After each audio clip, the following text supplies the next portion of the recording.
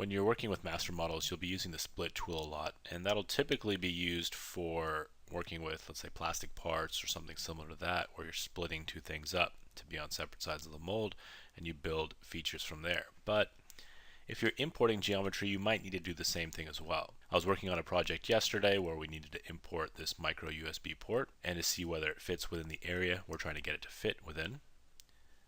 And we got this model from a website called DigiKey, and they have all kinds of different components and connectors, and this connector we downloaded as a step file from their website. Now we probably could have used it as is, but we kind of wanted to see it as the cap and the receptacle separate.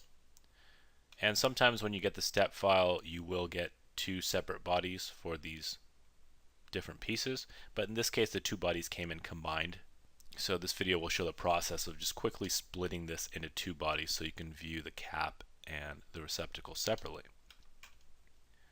So the first thing we'll have to do is open up the step file. And if you haven't opened up a step file or imported geometry before, you can go through the open interface and just browse out to your folder and choose out your file. And if you're not able to see a step file, it's usually because you have just the SolidWorks files selected in the file type. For that, you can just go down to all files, or if you have a lot of files in your folder, it's a little easier to see using just the step. But I typically will use the all files. Now a lot of times I already have the folder open, so I just pull directly from that folder. And if you do that, all you have to do is drop this part in. And you want to drop it on the command manager or this top bar. If you do drop it in the workspace, if you have a part or assembly open, it will open. It just won't take you into import diagnostics. So typically we'll just want to open this the normal way by dropping it in one of these two bars. And that'll open up a new file with that imported geometry. And it asks if you want to run import diagnostics. For this, we typically want to say yes, just in case there's faulty faces. And for some reason, when you have a lot of faces, you usually get one random face that's not working. I'd say this happens like 80% of the time, which is a bit weird, but if you hit this attempt to heal all, it'll fix that face. Now in other cases, you will have more faulty faces, and in those cases, SolidWorks would have actually had a problem importing the surface or getting the geometry correct. So you might see some gaps, or you might see some weird faces. But I'll talk about that in a separate video. So here we'll just attempt to heal all, and then we can just jump out of this. And then the first thing I typically do is just change this to shaded with edges, so this is a little bit easier to work with. And from here we can start splitting up this part. So now this is a solid part file, and typically I'll just save this out at the beginning with some descriptive name. For example, micro USB with cap might be a good name to use here. I already have that open, so I'm not going to save this for the time being, but I recommend saving first with a descriptive name and then working from there. So when I split this up, the first thing I did was create a new plane to split this. And we can split this in a few ways. I find it easiest to split off the top of this first so that it's easier to see and easier to cut using these inside faces once we've separated the top. And we can do that either with this face, or we can choose one of these points to place a plane and cut at the end of those prongs. So I'm going to go ahead and grab the split tool. And in this case I work a lot with master models, so I've added all of these tools to the right of Instant3D to the features tab. And so I'm going to grab split from here, but you can grab split from insert, features, and split. And so I'll go ahead and choose this face out and try to cut using that face. And it does look like we can create two separate bodies here. And then I can go ahead and hide this body out. Now for the rest of this, I just need to separate this block from the rest of this part. And I can do that using these inside faces. So the way I did this in the other part is just by copying these internal surfaces over. So I'm going to do a quick right click and select tangency.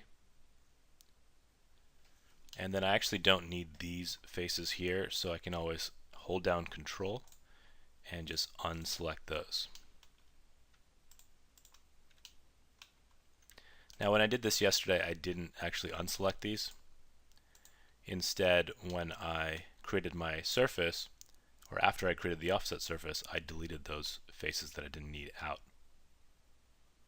So you can do that either way, it doesn't matter too much, just whatever you prefer. So we'll choose the offset surface tool and set this to 0 and click OK. And then I'm going to go ahead and hide out the body there. Now in this case the front plane happened to be where the USB plug would end. So I'll be able to use this as a trimming plane. And so I'm just going to go ahead and grab the trim surface, and I've already grabbed that plane. And if I click on this face and choose the keep selections option, I can just remove that out. And essentially what I'm doing here is just creating a surface to split the body's width, or split the body with. So I'm going to go ahead and remove this gap, and I'm just going to use possibly an extend surface.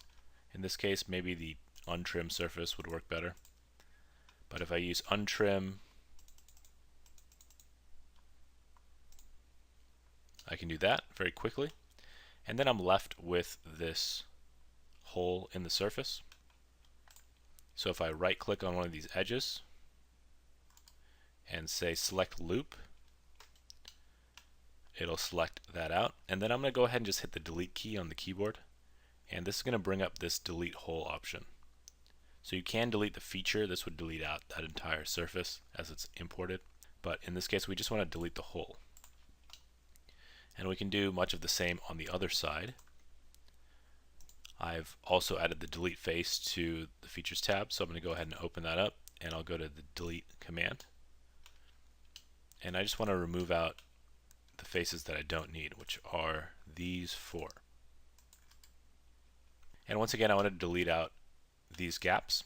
And you can use untrim or something like that, but I find it easiest to once again use the delete hole.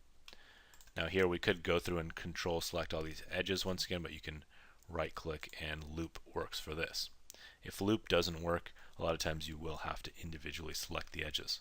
So I'll go ahead and delete this, and before I do that I can control select and try to select both of these, which I can, and delete, and now that's gone.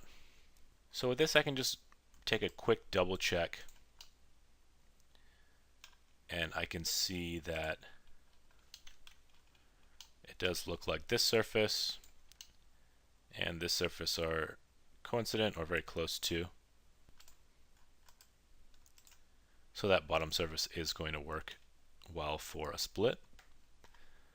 And I'm going to once again just go ahead and do a select tangency, and I'm going to close up the surface. So I'm going to use a planar surface with that. I'm going to click OK, and then I can just quickly knit this up.